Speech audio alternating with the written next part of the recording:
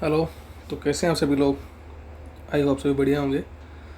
तो आज हम इस वीडियो में डिस्कस करने वाले हैं राजस्थान ज्योग्राफी का एक और टॉपिक, राजस्थान की प्रमुख जनजातियाँ, ट्राइब्स ऑफ राजस्थान। इसके बारे में पूरा एक ही वीडियो में कवर करने वाले हैं, और जो शॉर्ट नोट्स हैं उनके द्वारा हम पूरा टॉपिक एक ही वीडियो में कवर करेंगे। और ये टॉपिक सेकेंड ग्रेड की राजस्थान ज्योग्राफी में भी लगता है, जो एग्ज़ाम होने वाला 12 से लेकर 18 जुलाई को।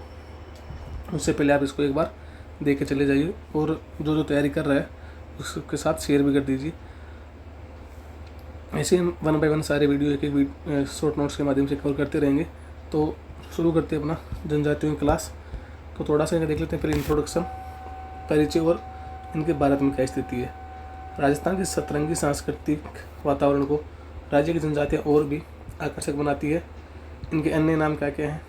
वनवासी और गिरिजन। वन में रहते हैं इसलिए इसको वनवासी भी कहते हैं, और गिरिजन, गिरि मतलब पहाड़ वगैरह होता है तो उनको, वहाँ ये लोग रहते हैं तो उनको गिरिजन भी कहा जाता है। इनकी विशेषताएं क्या क्या है? इनकी एक अलग विशेष पहचान होती है, मतलब आप देखते बता देंगे कि ये जो है जनजाति उसके इस जनजाति का आदमी है। और इनकी सामाजिक व्यवस्था हम जैसे बाकी लोगों से अलग होती है, और इनकी पूरी कल्चर भी अलग होता है। ये अपने आजीविका के लिए क्या करते हैं? पहाड़ों, पठारों, वनों में निवास करते हैं। तो वहीं जो उनसे वनों से जिनको मिल जाता है उन्हीं में अपना गुजार बसर करते हैं। आखेट यानी शिकार, आदिम कृषि और पशुपालन से ये अपना जीवन निर्वाह करते हैं। भारत में राजस्थान का जनजातियों के में छठा स्थान है। 1 नंबर पे मध्य प्रदेश, 2 पे महाराष्ट्र, 3 पे उड़ीसा, 4 पे बिहार और 5 पे गुजरात। ये जनसंख्या के आधार पे है, ठीक है। और जो 2011 की सेंसस हुई थी उसमें कितने लोग, इनकी जनसंख्या कितनी थी? 92,39,000 इनकी पूरी जनसंख्या थी, जो पूरे राजस्थान की जनसंख्या का 13.05% था, ठीक है। तो कौन सा स्थान राजस्थान का? छठा स्थान है। अब देखते हैं जनसंख्या वितरण और विशेषताएं। सर्वाधिक जनसंख्या राजस्थान में कहाँ है इनकी? उदयपुर में 15,25,000, और सर्वाधिक प्रतिशत के हिसाब से देखें तो बांसवाड़ा में है। न्यूनतम जनसंख्या का है इनकी बीकानेर में, और परसेंटेज के हिसाब से देखें तो नागौर में। अब जनसंख्या के आधार पर इनका क्रम क्या है? सबसे ज़्यादा कौन सी जनजाति है? मीणा, उसके बाद भील और उसके बाद ग्रासिया। अब यहाँ देख लेते हैं कि ये कौन सी जाति कहाँ कहाँ ज़्यादा पाई जाती है। पूर्वी मैदान और पठारी क्षेत्र में मीणा जाति जनजाति ज़्यादा पाई जाती है। दक्षिणी अरावली में भील, सिरोही, पाली और उदयपुर में ग्रासिया। बारह में भी शाहबाद और किशनगंज में सहरिया जनजाति ज़्यादा पाई जाती है। बांसवाड़ा और डूंगरपुर में डामोर जनजाति ज़्यादा पाई जाती है, ठीक है। और जितनी भी जनसंख्या है उसके 95% लोग कहाँ रहते हैं? ग्रामीण क्षेत्रों में रहते हैं। यानी 100 में से 95 लोग गाँव में रहते हैं आज भी जनजातियों में, ठीक है। प्रमुख जनजातियाँ कौन कौन सी है? मीणा है, भील है, ग्रासिया है, सहरिया, डामोर, कथोड़ी, कंजर और सांसी। इनके अन्य छोटे समुदाय भी है। धानका है, कोकना है, नायका है, पटेलिया है। हम इन जो प्रमुख जनजातियाँ हैं इनको वन बाय वन सारी डिटेल देखेंगे। तो इनकी विशेषताएं देख लेते हैं। शहरी समाज से दूर, जंगलों, दुर्गम पर्वतीय पठारी क्षेत्रों में निवास करते हैं। जीवन शैली इनके आर्टिफिशियल से एकदम दूर है, मतलब पूरे प्रकृति से जुड़े हुए आदमी हैं और प्रकृति के एकदम निकट हैं। इनकी अलग ही विशिष्ट बोली होती है, संस्कृति होती है, आवास होता है, और ये इनकी आर्थिक क्रियाकलाप और सामाजिक ढांचा सबसे अलग होता है नॉर्मल लोगों से। पुराने ढंग की आर्थिक क्रियाएं, वनोत्पाद संग्रहण, मछली पकड़ना, शिकार करना, स्थानांतरित कृषि करना, मजदूरी करना, ये आज भी इनकी जीवन निर्वाह के प्रमुख, जो इनकी मतलब ये अपनी अर्निंग करते हैं और अपना जीवन निर्वाह इनके भरोसे करते हैं। सरकारी प्रयासों व बाह्य समाज के संपर्क से विकास की मुख्य धारा से जुड़ाव, थोड़ा थोड़ा इनको सरकार की जो योजनाओं से या फिर और भी अलग अलग प्रयास करके इनको बाकी समाज से जोड़ा जा रहा है। अब देखते हैं बारी बारी से एक एक जनजाति को। पहले देखते हैं मीणा जनजाति। तो आदिवासी जनसंख्या में कौन सा स्थान है इनका? प्रथम स्थान है। दूसरा स्थान किसका है? भील का। और तीसरा ग्रासिया का। राज्य की सबसे संपन्न और सबसे शिक्षित जनजाति है ये इनका निवास मुख्यतः कहाँ है? जयपुर, दौसा, सवाई माधोपुर, करौली, अलवर, टोंक, भरतपुर और उदयपुर। सर्वाधिक आबादी कहाँ इनकी? जयपुर जिले में है। और जो पड़िहार मीणा जाति है वो कहाँ पाई जाती है? टोंक, भीलवाड़ा और बूंदी में मोस्टली पाई जाती है। और इनकी जो उत्पत्ति है वो भगवान विष्णु के मत्स्य अवतार से मानी जाती है। और जो ये मीणा वर्ड है तो ये मीन संस्कृत भाषा के मीन शब्द का अपभ्रंश रूप है, ठीक है, जिसका अर्थ होता है मछली। मुनि मगन सागर ने जो मीणा पुराण रचा है उसमें इनकी 5200 गोत्र, 32 तड़ों और 13 पालों का इन्होंने इसमें उल्लेख किया गया है मीणा पुराण में। और मीणा पुराण किसका है? मुनि मगन सागर का। जो मीणाओं के दो प्रमुख वर्ग कौन कौन से? एक होते हैं जमींदार मीणा और एक होता है चौकीदार मीणा। जमींदार मीणा में जो वही होते हैं जो कृषि कार्य करते हैं, और चौकीदार मीणा क्या करते हैं? राजा महाराजाओं की चौकीदारी करने वाला काम करते हैं। इनके थोड़े अन्य वर्ग भी हैं। आद्य मीणा जो प्रारंभिक मीणा थे, रावत मीणा राजपूतों से संबंधित है, चमरिया मीणा चमड़े का काम करने वाले, और चौथिया मीणा गांव के रक्षक, भील मीणा भील और मीणाओं का संयुक्त समूह है। सुरते वाला मीणा क्या कौन है? अन्य जनजाति में विवाहिक करने वाली। ठीक है, उनका समाज कैसा है मीणा जनजाति का, वो देखते हैं। आज भी इनमें संयुक्त परिवार की प्रथा है, मतलब जॉइंट फैमिली की प्रथा है। स्त्री और पुरुष दोनों को गोदना गुदवाना पसंद है, तो ये थोड़ा सा गोदना गुदवाना वाला ध्यान रखिएगा। जितने भी जनजातियाँ पढ़ेंगे उसमें देखेंगे कि किसमें पुरुषों को पसंद है, किसमें महिलाओं को पसंद है, किसमें दोनों को पसंद है। इनकी थोड़ी शब्दावली वो देख लेते हैं। ये गाँव को बोलते हैं डाणी, घर को बोलते हैं टापरा, जो मुखिया होता है उसको बोलते हैं पटेल, और 5 पंचायतों का जो मुखिया होता है उसको बोलते हैं पंच पटेल। और देवता इनके कौन है? भुज देवता है। अब देखते हैं थोड़ी इनकी जो पंचायत की व्यवस्था वो कैसी है। तो सबसे नीचे होती है ग्राम पंचायत, उसके ऊपर गोत्र पंचायत, उसके ऊपर क्षेत्रीय पंचायत, और सबसे ऊपर होती है 84 पंचायत। सबसे बड़ी पंचायत है। सामाजिक झगड़ों, नाता विवाह, तलाक, मौसर, चरित्रहीनता फिर आदि के जो मामले होते हैं वो कहाँ निपटाए जाते हैं? इन्हीं पंचायत के माध्यम से निपटा दिए जाते हैं। ग्राम पंचायत, या फिर अगर इनसे नहीं होता है तो फिर ये गोत्र वाले करते हैं, गोत्र वाले से नहीं होता क्षेत्रीय, और क्षेत्रीय से नहीं होता तो 84 वाला सबसे जो ऊपर है उसके द्वारा इनको सारे मामले निपटाए जाते हैं। ऐसा मान सकते हैं कि जो सारे कोर्ट्स के जो काम है वो कौन करता है? इनकी पंचायतों के द्वारा ही सुलझा लिए जाते हैं। अब इनके मेले की बात कर लेते हैं। तो वैशाख पूर्णिमा में इनका गौतमेश्वर जी का, इनको बूढ़े बाबा भी कहते हैं, उनका मेला लगता है। इनकी झूठी कसम नहीं खाते हैं, किसकी? बूढ़े बाबा की ये झूठी कसम नहीं खाते हैं। महावीर जी का मेला लगता है करौली में, गणेश जी का सवाई माधोपुर में, जीर्ण माता सीकर इनकी इष्ट देवी है। जीर्ण माता का मंदिर कहाँ है? सीकर में।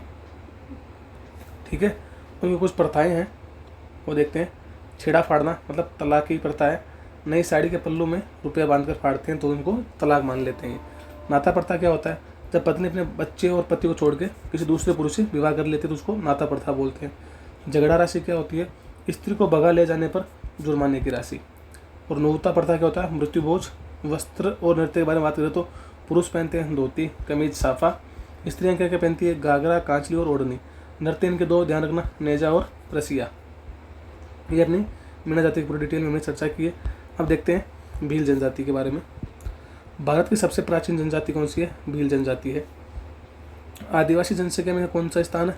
दूसरा। पहला किनका था? मीणाओं का, दूसरा भील का और तीसरा गरासिया का। जो ये इनका निवास कहाँ है? दक्षिणी राजस्थान में, जैसे बांसवाड़ा, डूंगरपुर और उदयपुर। भाषा कौन सी है? भीली व वागड़ी। समाज पितृसत्तात्मक, कृषक और परंपरागत ये तीरंदाज होते हैं। इनका जो ये भील शब्द है बीलू से बना है, जिसका अर्थ क्या होता है? तीर कमान रखने वाली जनजाति। कर्नल जेम्स टोड ने इनको वनपुत्र कहा है और इतिहासकार टोलमी ने इनको तीरंदाज कहा है। इनके जो मकानों की छतें होती है वो किससे बनती है? खपरेल से बनी होती है। पहाड़ियों पर रहने वाले को क्या कहते हैं? पालवी। और मैदानों में रहने वाले बिलों को क्या कहते हैं? वागड़ी। और पितृवंशी का गोत्र कौन सा है? अटक है। ठीक है, विवाह स्वयं के गोत्र से अन्य गोत्र में होते हैं, मतलब स्वयं के गोत्र में ये विवाह नहीं करते हैं। एकांकी परिवार अधिक पाए जाते हैं। और विवाह के कुछ प्रकार बताए गए इनमें, वो देखते हैं। पहला है अपहरण विवाह, जिसमें लड़की को भगा कर ले जाते हैं तो उसको अपहरण माना जाता है। दूसरा परीक्षा विवाह, पुरुष के साहस का प्रदर्शन किया जाता है पहले, फिर विवाह किया जाता है, वो कौन सा हो गया? परीक्षा विवाह हो गया। तीसरा हो गया क्रय, यानी दापा करना, वर द्वारा वधु का मूल्य चुकाकर, मतलब खरीदना हो गया एक तरीके से, खरीदना। दूसरा ये इसके बाद सेवा, शादी से पूर्व लड़का सास ससुर की सेवा करता है। तीसरा हो गया हट, लड़के और लड़की द्वारा भागकर, लव मैरिज मान लीजिए इसको। ठीक है, और अन्य विवाह कौन से? देवर विवाह और विनिमय विवाह। अब इनकी अभी जो कल्चर क्या क्या है वो देखते हैं, कल्चर और शब्दावली थोड़ा सा। जो भीलों की गोत्र कौन कौन सी है? कटारा है, ताबियाड़ है, रोथ है और पारगी है। थोड़ी शब्दावली देखते हैं इनकी। मुखिया को क्या बोलते हैं? गमेती बोलते हैं। झाड़ फूंक करने वाले को भोपा बोलते हैं। ये धार्मिक संस्कार कराने वाले को भगत, इनको पंडित जी मान सकते हैं आप। कुलदेवता कौन है? टोटम। और कुलदेवी कौन है? भराड़ी देवी जी। इनकी आराध्य देवी कौन सी है? आजमा माता और भादवा माता। छोटे गांव को फला बोलते हैं और बड़े गांव को पाल बोलते हैं। भीलों का घर क्या कहलाता है? टापरा कहलाता है। उनका रणघोष क्या है? फायरे फायरे, मतलब लड़ाई वगैरह में जाने से पहले ये फायरे फायरे करके ऐलान करते हैं, ठीक है। तो उनमें जो एग्रीकल्चर के बारे में, खेती के बारे में देखा, चिमाता कृषि करते हैं, मतलब झूमिंग कृषि, पहाड़ों पर वनों को काट कर या जलाकर भूमि साफ करते हैं, फिर वहाँ करते हैं खेती, फिर उसके बाद थोड़ा से शिफ्ट होते रहते हैं, मतलब घूम घूम के कृषि करते हैं, उसको बोलते हैं झूमिंग कृषि। दूसरी है वालर और दजिया, मतलब मैदानी भागों को साफ करके की जाने वाली कृषि, क्या होती है, वालर और दजिया। थोड़े इनके सांस्कृतिक तथ्य, वस्त्र कौन कौन से पहनते हैं, पुरुष पहनते हैं कमीज, अंगरखी, देपाड़ा धोती और पोतिया सापा। लड़कियां पहनती है घाघरा, लुगड़ी, चोली और कछाऊ। गोदना का प्रचलन है इनमें भी, ठीक है। तो भील जाति में भी गोदना का प्रचलन है।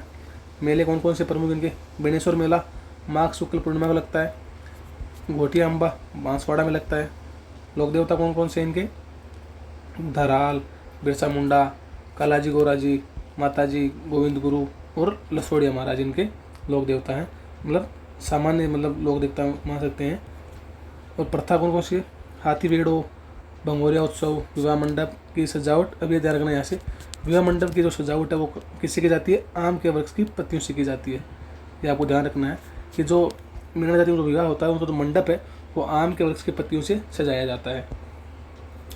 तीसरी जो जनजाति अपनी कौन सी है, गरासिया जनजाति, अपने आप को चौहान राजपूतों का वंशज बताते हैं। आदिवासी जनजाति का इनका कौन सा स्थान, तीसरा स्थान है। पहला कौन सा किनका है, मीणाओं का, दूसरा भील, तीसरा गरासिया।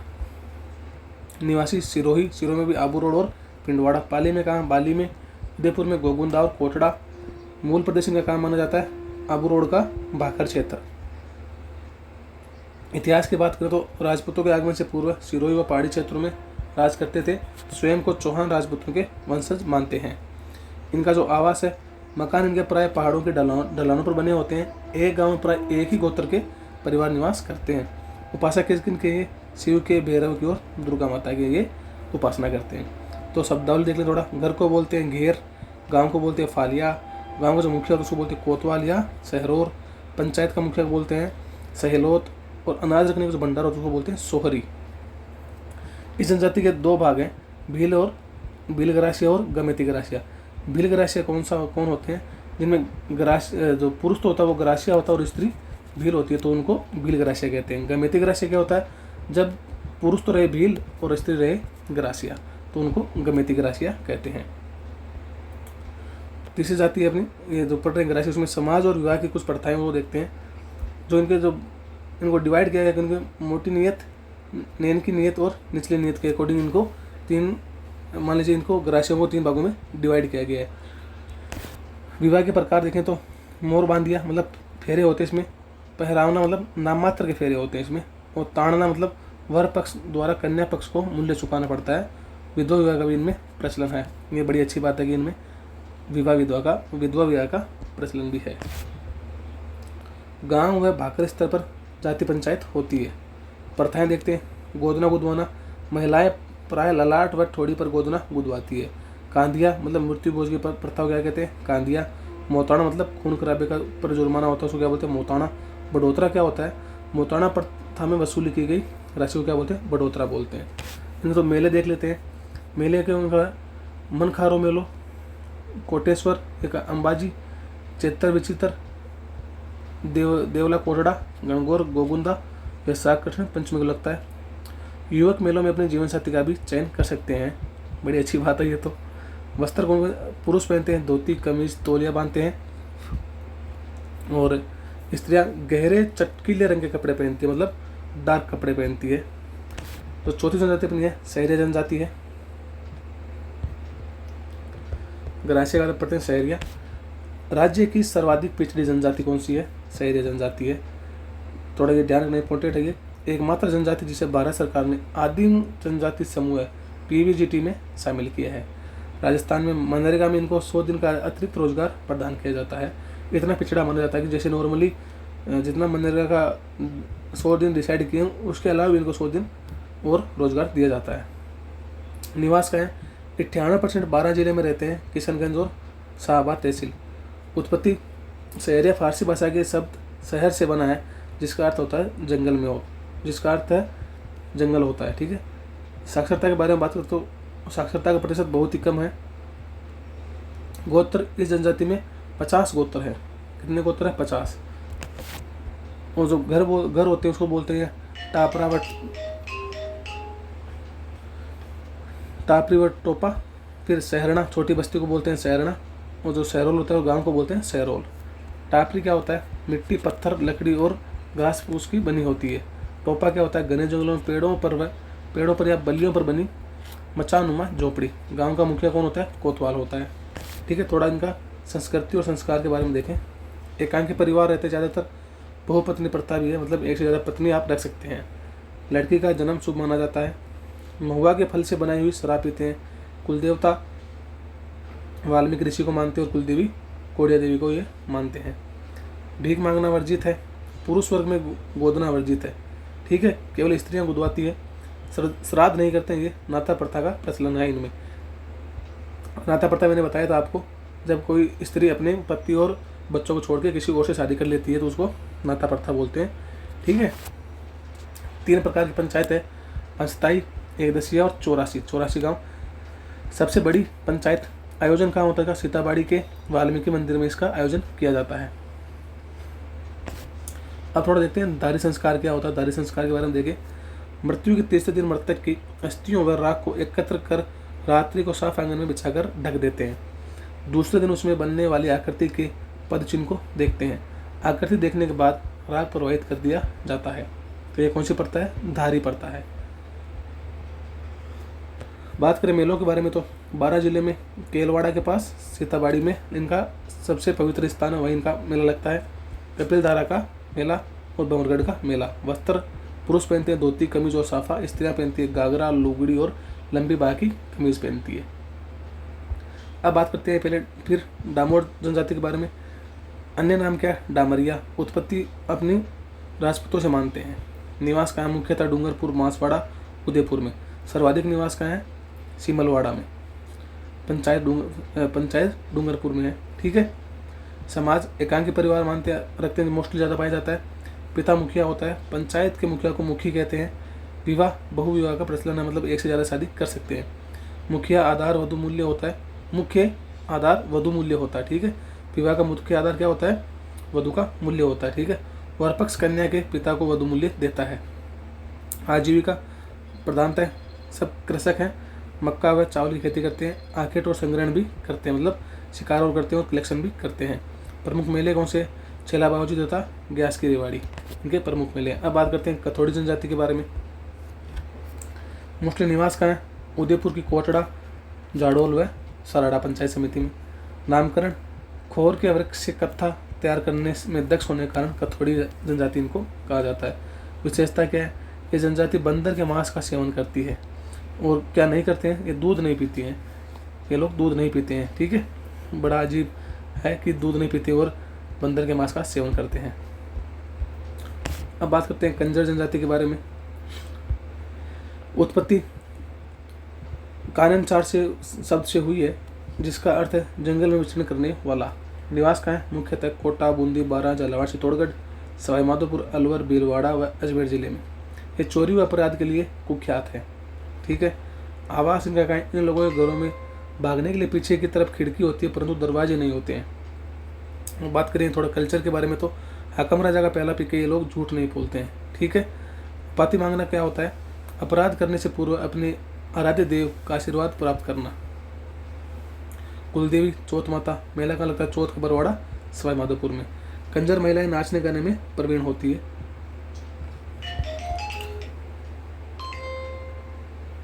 आगे बात करेंगे सांसी जनजाति की। निवास कहाँ है, मुख्यतः भरतपुर व अजमेर जिले में। मुख्यतः भरतपुर अजमेर जिले में। जीवन शैली, ये लोग खाना बदोश जीवन जीते हैं।